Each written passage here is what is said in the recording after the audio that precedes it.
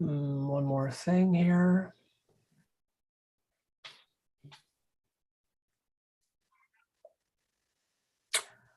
Okay, Claire, we are good to go. Thank you.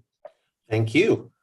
Good morning, everybody, and welcome. Today is Wednesday, March 16th, 2022, just a couple of minutes after 10 a.m.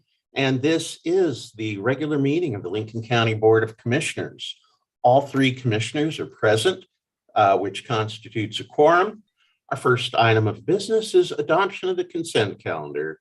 As always, these are routine items like reappointments to boards and committees, or renewal of contracts, or they're items that have been discussed at previous meetings. Is there any item that staff or commissioners wish to remove or highlight? I'll move for approval of the consent calendar as presented. I'll second the motion. All in favor of approving the consent calendar as presented, please say aye. Aye. Aye. Aye. It is unanimously approved. We next move to our decision and action items. The Tanabe Grant Ocean Shores Permit and Declaration. And this was brought before us last week. We did have a couple of questions. And so Planning Director Anno Husing is online, along with, I believe, Councillor Herbage to kind of report back on those items and if the board has any further questions. So, Anno, I assume you're going to take lead on this? Well, can I ask, since Jerry was part of the conversation last week, and I believe I understand why I'm here and what I need to answer, but Jerry, is it okay if you set it up? Because it was really Roy's, agenda item to begin with, Roy Kenyon's, and yeah, not a problem. thank you. For the record, I'm Jerry Herbage, Assistant County Counsel for Lincoln County. And Roy Kenyon, who's listed on this agenda item, will not be able to be here today because he's attending the annual Oasis conference in Bend. And so he's doing work over there, but for purposes of this meeting, he has an excused absence. This matter came up before the board at your last meeting, which was March 9th. And we went over this. The document is called Declaration of Covenants, Conditions, and Restrictions. And we went over the background. This concerns a 5-foot strip, which is a public easement. This particular document covers the commitments of the Grant and Tanabe people to construct and repair and replace revetment. So this has to do with the revetment. The point is that they will have revetments on their subject property, but in between their two properties, there's a 5-foot easement. And for the revetment in total to be effective, there needs to be a revetment on this public easement. So I think the board had a question last week about Goal 18. The board approved the Goal 18 exceptions in September of last year. And there was an issue about how that related to this particular document. I think that that's what Anno will explain, and I'll let him explain that. But to get to the point, the Goal 18 exception did include geographically this particular 5-foot strip. I do want to say one other thing. In your packet, you also have related to this, the OPRD, Oregon Parks and Recreation Department Ocean Shore Permit application. And what we're asking today is that you do two things. One is that you act on the Declaration of Covenants, conditions and restrictions that's before you. But in addition, that you author, and that would be signed by the chair. There's a place for Chair Hall to sign. In addition, you have a document called the Oregon Parks and Recreation Department Ocean Shore Permit Application that you make a motion to approve Roy Kenyon to sign off on that on behalf of the county. And that's what I have. Thank you, commissioners. Thank you. Commissioner Hall, may I say something? Yes. Yeah, I think the question last week around goal 18 was really brought up by me, and it's specifically around the easement and just kind of wanting to ensure that that was included in our original goal 18 hearing that we had. And actually had received information after that that showed that yes, this is all kosher and fine and approved. So my question is actually already answered. Goal 18 is such a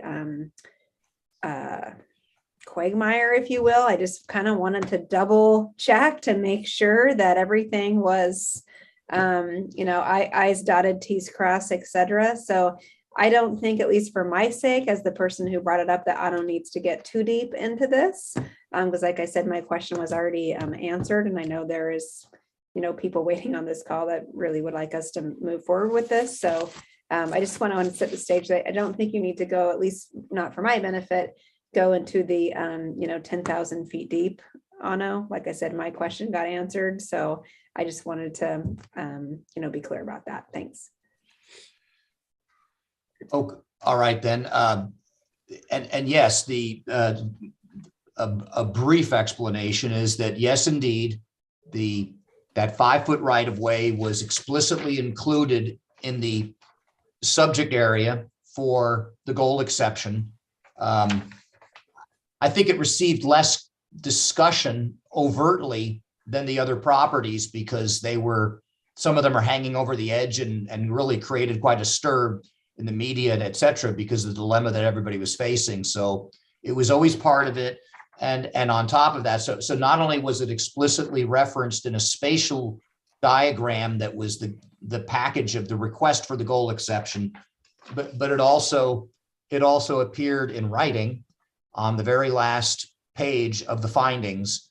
So I'm pleased, and I want to acknowledge John O'Leary from our office was so on top of, as soon as the question came up, he knew exactly how to answer it. And so I'm pleased that it is handled, and I'm glad, Commissioner Jacobson, you got the response. And I don't blame you for asking, because goal 18 has been a very long, convoluted, difficult issue, and making sure that we were not hurrying into something was, I completely understand why you did that. So I will stand down. I think we're covered, and you got your question answered, and I would encourage you to move forward at this point unless you have any further questions.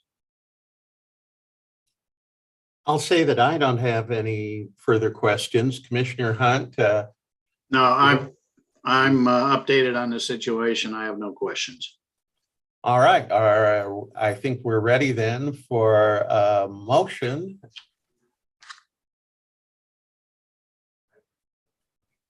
I guess I do have a question, Jerry. Oh, You okay. I'm sorry.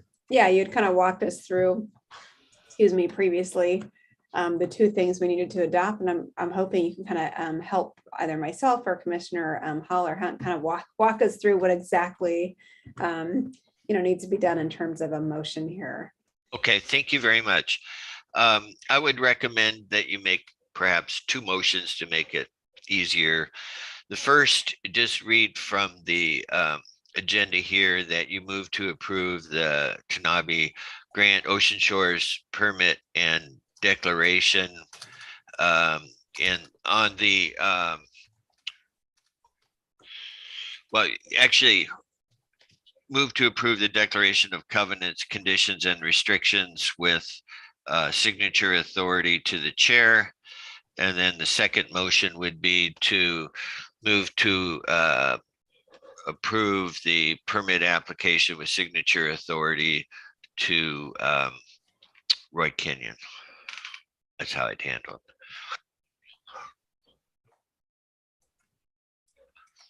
Okay. Well, then. I guess I'll Mr. take Hunt? a stab. I move to approve the Tanabe Grant Ocean Shores Permit and Declaration and the covenants, conditions, and restrictions, and authorize the Board of Commissioners Chair Hall to execute the document.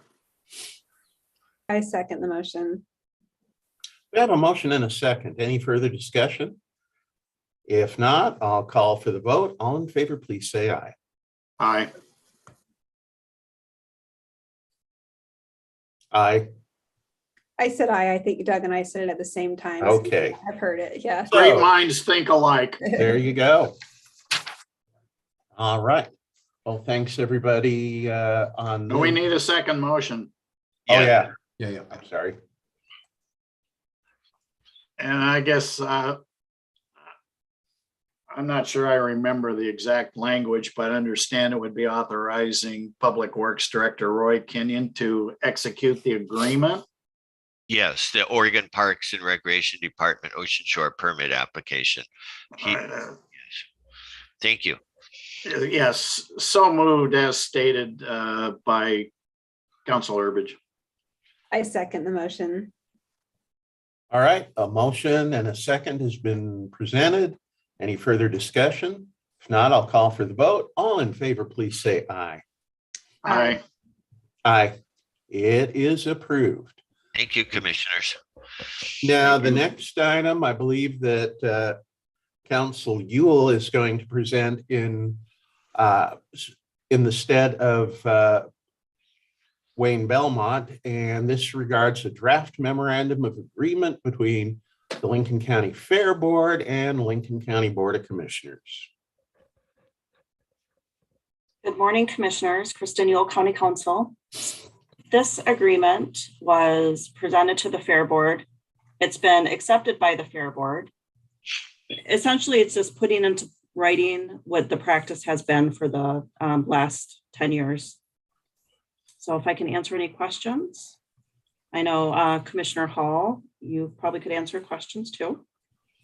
Sure. I would say the one significant change to this document is putting in place a plan for expanding the Fair Board from 3 members to 5, doing recruitment of new members, and then the 3 of us who have acted as the Fair Board for the past 13 years, myself, Frank Geltner, and Jim Beisman, would rotate off in not all at once, but in sequence as we bring the new folks on board. Any further questions from my fellow commissioners? I'd just like to thank you, Chair Hall, and your fellow Fair Board members, Mr. Geltner and Mr. Beisman, for an extended 1-year tour of service. Yeah, kind of like Gilligan's Island and the 3-hour tour. Yeah. Yeah, when the entire previous Fair Board quit at the same time, the 3 of us were recruited for what we were told would be a 1-year appointment. 13 years later, here we are. Yeah, no, I think this is good work, and it's nice to see it finally being put in place. Yeah, Commissioner Jacobson? Pretty much the same as what Commissioner Hunt was going to say. I think these are, positive improvements to the Fair Board, and also time to let people that have, served their 3-hour tour and then some, rotate off and find some new folks. So thank you. You're welcome. So is anybody ready to make a motion to approve this memorandum of agreement? I'll make a motion that we approve the memorandum of agreement between the Lincoln County Fair Board and the Lincoln County Board of Commissioners. And I'll second it. All in favor, please say aye. Aye. Aye. All right, it's unanimously approved. Now we move on to discussion and information. County Council Kristen Ewell has this item, ambulance service area ordinance update. So Mr. Miller, could you pull up the email I sent you regarding the ordinance amendments? Yes, perfect. So commissioners, this is ordinance 525. This is making amendments to the Lincoln County Code regarding ambulance service providers. Is there a request to read this in full or just the title only? Title only. Title only. Title only, thank you. Okay. So these are amendments to the Lincoln County Code, previously ordinances 265, 278, 297, 387, and 406. And these will be amending sections 7.805 through 7.855, ambulance service providers, and declaring an emergency. So I'm just going to have you scroll down, Mr. Miller. So commissioners, you have seen these amendments with respect to your ambulance service area plan. So there are some adjustments to, could you go back up? Sorry, to the first page. It's section 7.810. Yes, perfect. So the amendments are in bold. The provisions that are being removed are in italics. So if you see this, a lot of these are definitions and just cleaning up. The emergency service manager is the liaison between the ambulance service review committee. Previously, we used language such as director. So this is just language cleanups. Okay, you can go to page 5.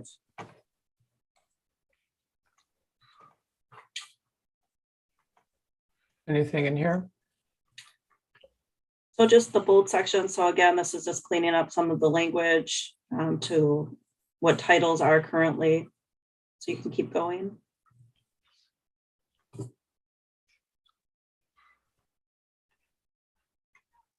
Let me stop here. Yep. So this is just so statutorily there's we're increasing the notice for if there was a discontinued service of an assigned area. We were requiring 180 days instead of 120 days for notice. You can keep going. Okay. Stand by. Whoops. Here we go. Okay. So this is just regarding bond requirements. So just doing some updates again with language and time for notice. Keep going. Okay, so I actually go back up, Mr. Miller, to exactly right there. So 7.845, section 7.845, and we can scroll down regarding initial responder. So they've requested that this language be removed. The reason why some of it is outdated regarding subsection 2, it's they're no longer, called or referred to as emergency medical technicians or first responders. But I want to clarify because there was some discussion of who is responsible for what. And in Oregon, a county is responsible for the local EMS system. And that includes how, Oops. Sorry about that. that's okay. How responses are made. And so there was some question is the county, they're not responsible for, when a 911 call is made and fire and emergency responders, of course, they have their own entities, fire districts. Sure, you're not responsible for that personnel, but the counties are responsible for a 911 system and how, when an ambulance is called, how that occurs and what occurs when an ambulance is dispatched to the scene. So I just want to clarify that you are responsible as a county for how that occurs. And essentially under this provision and these amendments, we're just making some updates to ambulance service providers. And that's it. Do you have any questions? I have no questions. Okay. I have none. Okay. So currently we are going through the process of assigning new ASA areas. The current contracts will expire June 30th of this year. So we are going to start that application process probably next month. We do have some of the areas where there is a competitive bid process that will start.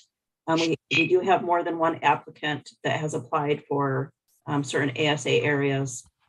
So we will talk about how that is going to occur. But I wanted to make sure that these provisions were in place before the new assignments were finalized at the end of June. So this is the first reading, and we will bring this back in 2 weeks for the second reading. Okay, is that agreeable to the commission? Yes.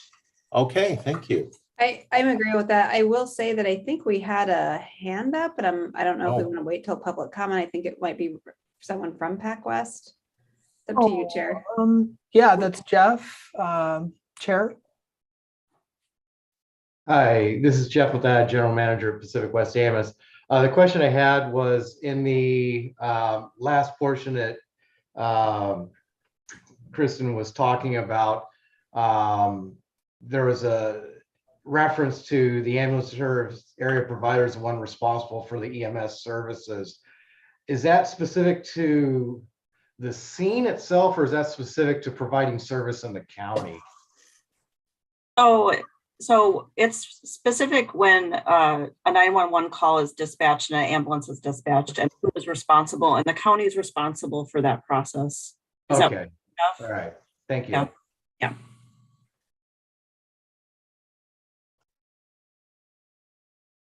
So All there's, right then. yep. So does that answer your question? There was some discussion of does this section need to remain in? And the committee requested that it's removed. For example, number 3, they indicated that if there was somebody that responded and they were providing care, that just because the ambulance arrives, that doesn't necessarily mean that they're going to stop providing care, and they're going to continue that. But, and that's fine. But I did discuss this with the committee and with Pac West, and once the ambulance does arrive and the person needs to be transported, I think everybody understands that the care of that individual would be transported over to the ambulance company. So, Council Yule and Chair, looks like Jeff maybe is back with a hand raise. Yes, No, go ahead. I'm sorry. There we go. Sorry about that. Okay, all right. All right, then we have a consensus to bring this back in 2 weeks. Again, thanks, everybody. Now we move on to the reports section of our agenda. And even though we have a COVID vaccination update, that's not going to happen today. HHS does not have staff available. Also, we have decided as a board to, I think, limit, at least tentatively, limit these statement presentations instead of weekly to go to a once a month report in. You know, our positivity rate on COVID tests earlier this week was 3%, and it's continuing to drop. So I'd like to hear from each of my colleagues if they're agreeable to going to once monthly, at least for now, on the COVID reports. Once a month is fine with me. I think once a month to report the BOC is fine, but I still think having, updated information on our website with what's currently happening in the county is really important. So I would still like to, make sure that public health is still maintaining some of that data on our website so that people can go and see it. Because I know there's people that don't necessarily watch our presentation, but go back and find the information later. So I'd still like to see that information being provided to the public throughout this. And then obviously, if we start to see increases again, or there's a new variant or whatever, I think we should go back to hearing that information more regularly. But I am okay with the once a month approach for now. So, Commissioner Hunt, would you be willing to convey these sentiments to HHS leadership? I will do so. Thank you. Next, we have commissioner reports. I don't have anything today. Commissioner Hunt, do you have something? Well, I'll report that I was absent the last couple of meetings because I was attending a leadership conference for the Association of Government Risk Investment Pools, CIS, City County Insurance Services, which provides insurance services to, I think, 31 of 36 counties in the state of Oregon, and all but about 5 cities in the state of Oregon. I'm a member of the Board of Trustees. There are 10 trustees, 5 representing the counties and 5 representing the cities. But this was a leadership conference that was held, and I found it interesting that probably no surprise, cybersecurity was a very widely discussed topic in the view of these risk managers, risk investment pools. Cybersecurity is probably one of the areas that has the potential for the greatest liability and costs. A lot of discussion too that frankly I found a little bit interesting and to some degree relevant was the sustained COVID pandemic and the emotional toll that it was taking on people. I actually attended a couple of presentations where I said, yeah, that sounds like some of the mental processes I've been dealing with. So it was good information. But I also found it kind of interesting. Our state is dealing with a lot, relatively speaking, an increase in deaths in jails. And it really wasn't a topic that was widely discussed at the national convention, but certainly one of concern here in the state of Oregon as our board, our risk pool tries to manage the risks and the liability from deaths of those that are incarcerated in county jails and city jails. So just an update on the conference that I attended, leadership conference, found it very beneficial. Thank you. Commissioner Jacobson, what do you have for us? Yeah, the only thing I wanted to provide a little report on is that, there has been quite a bit of money floating around for water with all the ARPA money coming through from the federal government to states and counties and so forth. And so I put together a little proposal for Business Oregon to look at doing a kind of engineering study in Elk City, which does not have a water district that covers most of that area. It's mostly on private spring fed systems and or wells. And I think we've probably all heard from Elk City over the last few years about, wanting to have a better water system. And I got word this morning that our kind of pre-proposal, if you will, kind of the gatekeeping proposal was picked up, and now we are able to or invited to go after a full proposal to get money to do that engineering study. So I'll be working on that along with people in Elk City to get that proposal in, which would then allow them to have some professional help in thinking about what kind of a water district or a larger water system besides all these private ones that they could potentially do. The study wouldn't fund the actual implementation of that, would just give them an idea of what it would cost to do that and how one would do it, so that their community has some information to consider. And, this is really all around, just water impacts that we're having in the county, which 20 years ago and growing up here, we didn't think about droughts or lack of water. And we certainly need to be thinking about those things now. So anyways, just an update, excited to be able to fill out that full proposal and see where we go with it. All right, thank you. Now we have the time on the agenda reserved for public comment. Mr. Miller, any written comment that's come in since our last meeting? Chair, we've had one item come in that is on our website. And then we have no in-person comment that I can see unless somebody raises their hand. I think it's pretty much a wrap on that. Thank you. So we're at the time of adjournment. We'll remind everybody that the office staff meeting next week is at 9 o'clock, being held virtually. And our BOC, Board of Commissioners, public business meeting will be Wednesday, 10 a.m., also conducted virtually. All right. I'll get it right eventually. Thank you all. I was going to say, I wasn't planning on interpretive dance, so I think verbally is actually accurate as well. But yeah, or I've always thought, every now and then a TV series will turn into a musical. That what if we had BOC, the musical? Nah, maybe not such a good idea. Might not be a big seller. Probably not. Okay, thanks everybody. We're adjourned.